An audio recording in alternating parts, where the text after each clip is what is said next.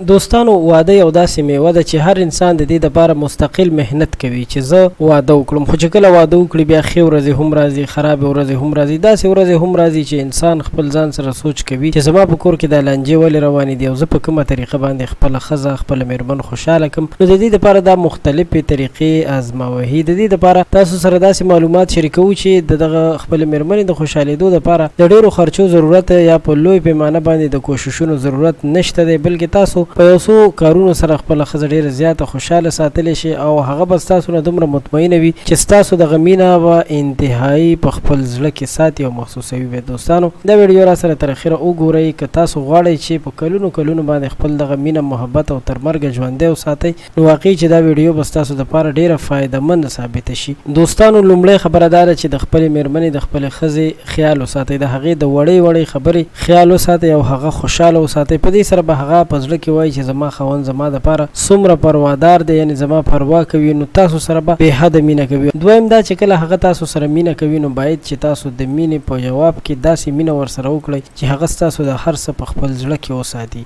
یعنې هغه تا ته په مینه محبت باندې څه خواړه تیار کړي، څه خوراک درته تیار کړي. پکار ده چې ته هغې ته په مینه باندې ووایې چې دا تا ډېر ښایسته تیار کړي، یعنې د هغې صفت وکړئ. دا ښکاره خبره ده چې ښځه په صفت باندې ډېره زیاته خوشحالېږي. دریم دا چې تاسو د خپل ځان د تیارولو کوشش وکړئ، یعنې کله هم چې تاسو د کار نه کور ته راځئ کوشش وکړئ چې کور ته راورسئ تاسو هم په ځان باندې عطر سپری ووهئ، کومه بدبوی چې ستاسو وجود پسې کوشش وکړئ چې هغه زر تر زره ځان نه لرې کړئ، ښه جامې واچوئ. په دې سره ستاسو ښځه چې دا ډېره زیاته خوشحالېږي، ځکه چې هره ښځه غواړي چې د هغې خاوند یې پاک وي او ښځو ته هم پکار دي چې خپلو خاوندانو ته د راتګ سره سم جامې ورکړي چې هغه ځان ښکلی کړي او ځان پاک کړي. څلورم دا چې د ښځې تعریف وکړئ، هغه په تعریف باندې ډېره زیاته خوشحالېږي. پنځم دا چې د هغه خبرې واورئ، هغه چې تاسو ته څه وایي نو د هغې خبرې په ښه طریقې سره واورئ او په ښه طریقې سره جواب ورکړئ.